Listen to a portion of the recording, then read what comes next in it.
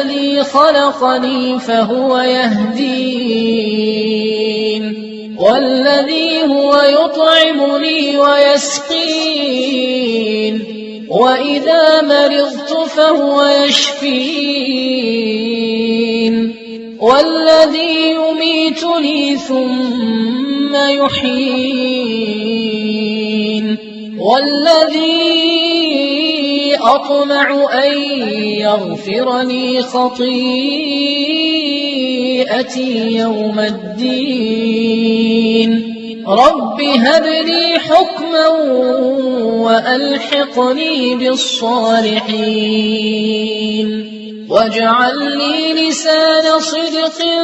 في الآخرين واجعلني من ورثة جنة النعيم